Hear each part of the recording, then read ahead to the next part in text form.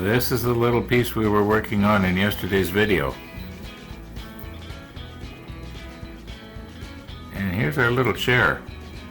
I've since soaked it in CA solvent and got all the CA glue off of the pedestal there, or off of the tongue.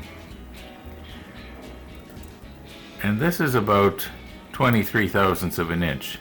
I do have one that's about, it's around 20 thousandths, but I'm not sure where it is right now. But I measured the width of this, and it's around 15 thousandths. I've cleaned off the CA glue right here, where we had put it on yesterday. And I'm thinking that what I should do is I'll just make a little, like a sort of a center punch type hole right there.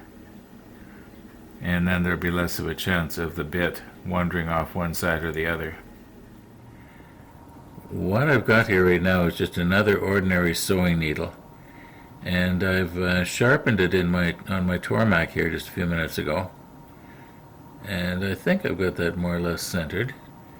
And we'll just make a little hole there. No, it's a little bit to the left, or to the right rather. Don't know if I can fix that or not. That's pretty good. Maybe I made it worse. Anyway, just going a little deeper maybe. I don't want to break this thing. I'm pushing down pretty hard on it here.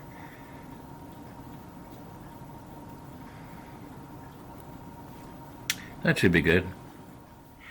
Now I was just thinking here, if I'm smart, I'll do a test on a piece of scrap plastic here. It doesn't have to be dead center.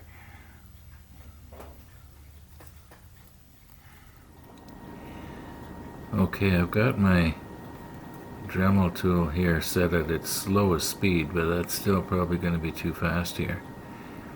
And I was noticing when I ran this a minute ago, the bit does not seem to be very centered, so I don't know if it's the bit is bent or the chuck is just not all that great.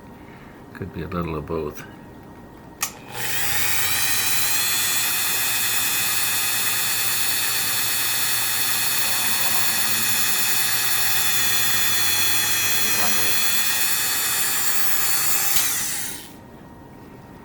Now I got a feeling what's happened here now is it has melted the plastic. Because I know I didn't, I know it wasn't that, no, maybe I didn't have to go all the way through either. See, the hole was much more centered than that. But you can see that the plastic is sort of melted onto the bit.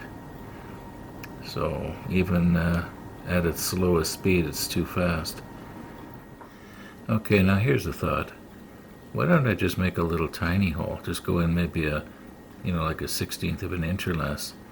And I'll just go just to the right of it. I won't bother making a pilot hole this time.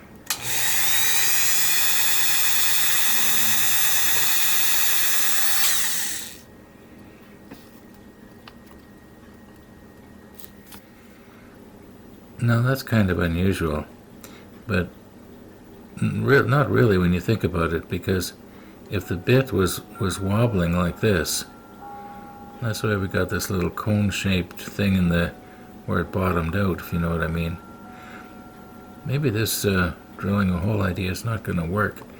I wonder if I was to take a pin like this and sharpen it so it wasn't quite as blunt. In other words, it was more like a spear. And just use a pin to make a hole. I should be able to do that. Now here's something that some of you camera buffs may find interesting. And that is, I'm still using the macro lens. And the macro lens will actually focus right to infinity. It's just that I hardly ever use it like that. In fact, it's probably been 3 or 4 years since I've focused any further away than real close. So the idea is I want to get the angle a little bit flatter so that the needle is going to be just a little bit more pointed.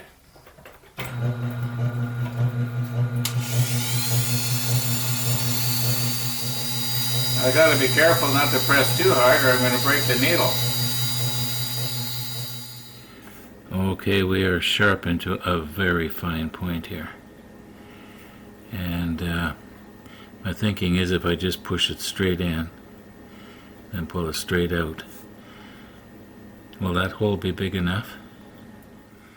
See, I'm afraid that if I was to be wiggling it around like this, I could accidentally break the point off. In fact, I think I bent it there. Look at that, I think I bent it already. You know what, I think I got that angle too acute. I should have it a little bit more blunt. But I have since had another thought. And I think the last thought that I just have, makes a lot more sense. I wonder, maybe this is what people use for engraving. Something very small like this. There's a little tiny R for Ron. Okay, I found my other bits, and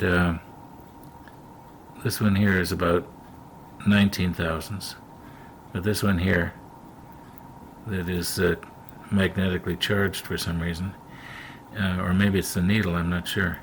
Anyway, this one here is 13.5 thousandths, 13 and a half thousandths, and I've never actually used it. I've experimented with it and I haven't broken it.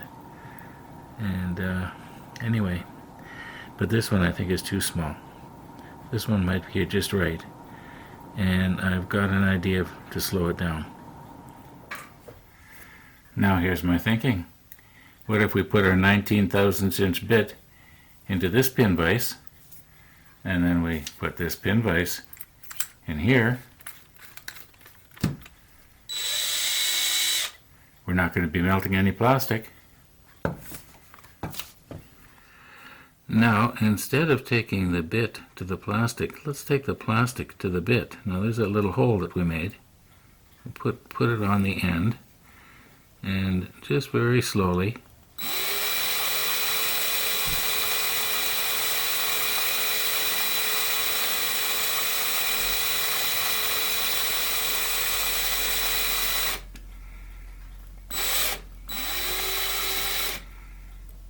I think we found the solution. I don't know if you can see that. If I stop shaking, I guess you could. It looks good to me. Now, the moment of truth here.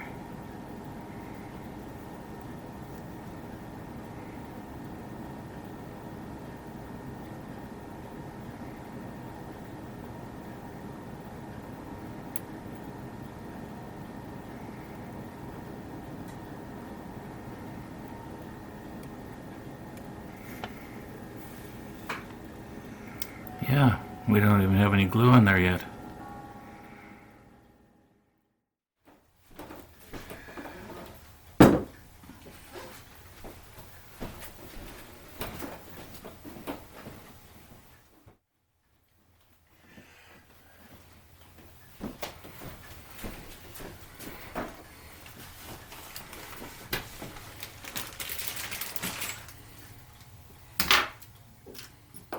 I am noticing that little by little my workshop is moving upstairs. Now, don't start worrying until you start seeing a sea of green. Remember I said I tend to talk about what I'm thinking about at the time? Well, here's what I've been thinking about at this time. And I've been reading my comments. And people have been commenting about how you can release CA glue or burn it off the end of my needle with a lighter. Well, I got to thinking about a lighter that I had found years ago. And I found it laying on the street, and I thought, well, I think I remember where I put that. I went down to my workshop, and sure enough, here we go, a little Bic lighter. And it still works. Okay, so what I've been thinking about is the fact that I have been using a CA solvent to get the CA glue off of the needle, and people were saying, well, you can burn it off. And yeah, but is maybe residue left in the fork, and it's still plugging it up a little bit. And I do crazy stuff. And I think to myself, maybe it's true, maybe it's not. Maybe it's just as good, and it's sure a lot faster than having to soak it, in this. And, maybe just quickly burn it off, and you're done. But like I say, maybe it actually leaves a residue. Well, with something like this, we can check it out. And all being well, we should be able to take the camera there, remove the lens, stick it on here, and hopefully we'll be able to see. Well, hopefully you'll be able to see, because I know I will. Yeah, so that's what this is all about right now.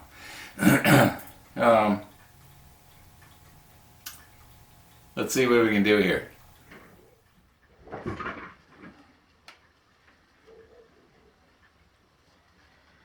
Okay, I've switched cameras now, and naturally you're not going to be able to see this in 4K anymore, but it should be still pretty sharp.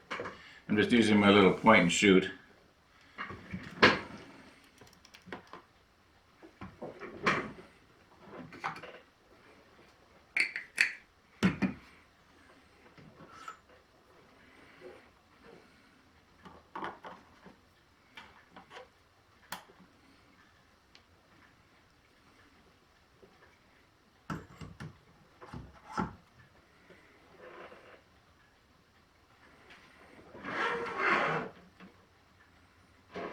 Now, all being well, I should be able to focus on the screen over there. I'll move the camera around so you can see better what I'm doing. I'm noticing that this camera has the same problem that the other one has, and that is, it makes me look like a fat old man. Yeah, it must be lens distortion or something. Okay, I'm rearranging the furniture just a little bit here. And normally a microscope like this, as you are probably aware from your high school days, you view it from the bottom. The light comes up through a slide, and you would view it from the bottom. And right now I'm going to try and view the needle from the top. So I've got these extra lights going on here. And let's get it turned on here. Okay, we can sort of see something on the screen there. Okay, so we are set at the minimum power right now. This will be the best for viewing the needle. Right now, if you were to look at it through the objectives, I would view it at approximately 40 power. 4 power here, 10 power here, 40 power. This one here starts out, I think, at around 8 power and then goes up to around 64 or 54 or something like that. This is actually, as I've said probably 10 times before, an ideal workshop microscope. This one is not. Anyway, we'll see what we can do here. You'll notice on the screen there that the ISO is really cranked. 25,600 ISO. That's incredible. But this camera does pretty good at high ISO. Like I can focus in on that. Now I'll turn the lights on, and hopefully, if I get everything adjusted here without a reflection.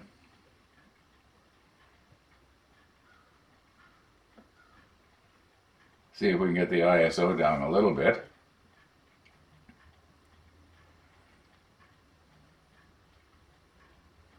And we don't want a reflection off the glass. We have it coming in from the side here.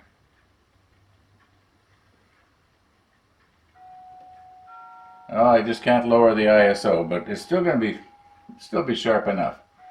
You can see the dust You can see the dust on the bottom of the glass slide there. Or maybe that's the top.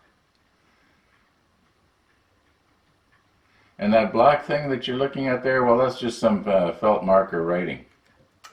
Anyway, let's find our little needle here. It should be all cleaned off, and first we'll view it, you know, with just the solvent, with the solvent cleaned it off. Then we'll reload it, load it up with the CA glue, let it harden, and then we'll burn it off. And we'll just see what the difference is. Okay, what we're going to do here now is we're going to just focus in on the gap between the fork there. And because that's where you're going to want to have the residue removed from. And what I will do is I will insert shots that you're seeing on the screen here, so you'll see it nice and sharp, or at least sharper. Yeah, so that's the way it is right after I took it out of this little jar here. Now let's get it plugged up with CA glue.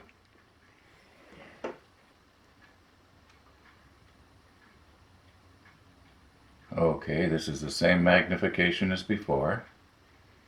And that CA glue that you're looking at there, I did use the curing agent on it to, you know, so I didn't have to wait all day. Anyway, let's burn it off now.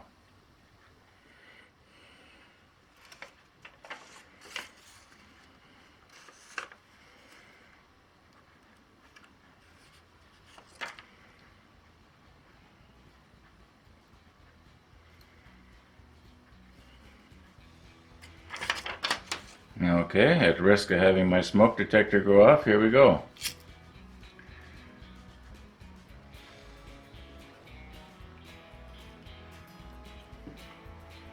Well, I can see it blackened it. Well, let's look at it a little closer.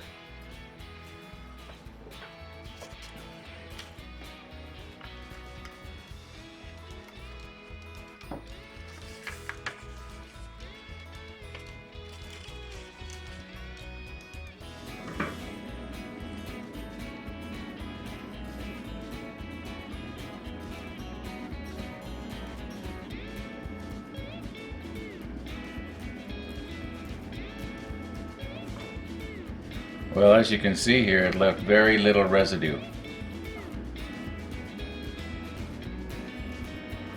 Now, would that actually build up over time and get thicker and thicker? Most likely, but the lighter system works.